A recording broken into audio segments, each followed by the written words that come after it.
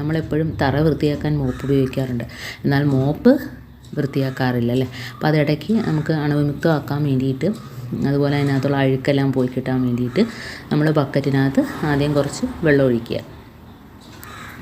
അതിനുശേഷം നമ്മുടെ കയ്യിൽ ഷാമ്പുവോ അതേപോലെ ഹാൻഡ് വാഷോ ഉണ്ടെങ്കിൽ ഒരു സ്വല്പം ഒഴിച്ച് കൊടുക്കുക. ഇതിപ്പോൾ ഞാൻ ഹാൻഡ് വാഷാണ് ഒഴിച്ച് കൊടുത്തിരിക്കുന്നത്. ഇനി നമുക്ക് ഇതിനകത്തോട്ട് ഡെറ്റോൾ ഒഴിച്ച് കൊടുക്കാവേ.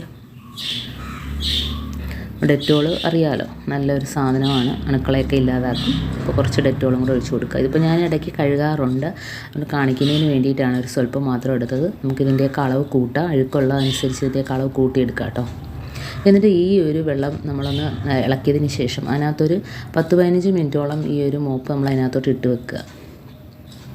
അപ്പോൾ അതിനകത്തുള്ള അഴുക്കും എല്ലാം പോയി നല്ല ക്ലീനായിട്ട് അതിനകത്തുള്ള അണുക്കളെല്ലാം നശിച്ച് നമുക്ക് നല്ല ഇതായിട്ട് കിട്ടും കേട്ടോ. എന്നിട്ട് നമ്മളൊന്ന് കഴുകി ഉണക്കിയതിന് ശേഷം മാത്രം ഉപയോഗിക്കുക.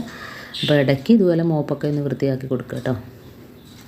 കാരണം ഇന്നും നമ്മൾ തറ തുടയ്ക്കാനൊക്കെ മോപ്പ് ഉപയോഗിക്കാറുള്ളതല്ലേ. അപ്പോൾ ഇടയ്ക്ക് മോപ്പ് നമ്മൾ ഇതേപോലെ ഒന്ന് ക്ലീൻ ചെയ്ത് കൊടുക്കുക. അപ്പോൾ അതുപോലെ കഴുകി ഉണക്കിയതിന് ശേഷം നമുക്ക് വീണ്ടും ഉപയോഗിക്കാവുന്നതാണ്. അപ്പം കണ്ടോ, അപ്പോൾ ഇന്ന് ഞാൻ ഈ കാണിച്ച ടിപ്സ് നിങ്ങൾക്ക് ഇഷ്ടമായിരിക്കുന്നു. അഴുക്കെല്ലാം നല്ല രീതിയിൽ പോയിട്ടുണ്ട് കേട്ടോ.